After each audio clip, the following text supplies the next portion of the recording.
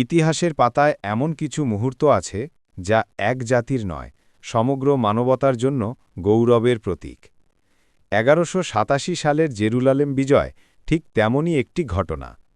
দীর্ঘ ৮৮ বছর ধরে জেরুজালেম ছিল ক্রুসেডার বাহিনীর দখলে।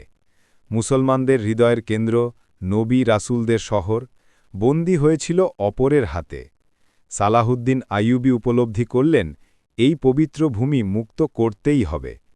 তিনি ছড়িয়ে ছিটিয়ে থাকা মুসলিম শক্তিকে একত্রিত করলেন। মিশর, সিরিয়া, ইয়েমেন সব জায়গা থেকে যোদ্ধারা তার পতাকার নিচে জড়ো হল। ১১৮৭ সালের জুলাই, হাত্তিন নামক স্থানে মুখোমুখি হল সালাউদ্দিনের বাহিনী ও ক্রুসেডার সেনাদল। প্রচণ্ড তাপ, পিপাসা আর কৌশলী ঘেরাও সব মিলিয়ে ক্রুসেডার বাহিনী ভেঙে পড়ল। এই যুদ্ধই বদলে দিল ইতিহাসের ধারা। হাত্তিনের বিজয়ের পরে জেরুজালেমের দিকে অগ্রসর হন সালাউদ্দিন। শহরটি ছিল সুরক্ষিত, কিন্তু মুসলিমদের দৃঢ়তার সামনে ক্রুসেডাররা টিকতে পারল না।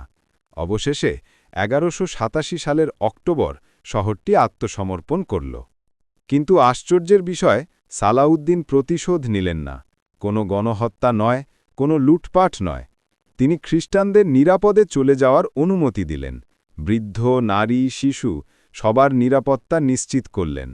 ধর্মীয় স্থাপনাগুলো রক্ষা করলেন সম্মানের সাথে। এভাবেই জেরুজালেম ফিরে এলো মুসলিমদের হাতে, যুদ্ধের শক্তিতে নয়, মানবতার আলয়। সালাউদ্দিন আইয়ুবী প্রমাণ করে দিলেন, একজন সত্যিকারের বীর কেবল জয় দিয়ে নয়, দয়া ও ন্যায় দিয়ে ইতিহাস রচনা করেন।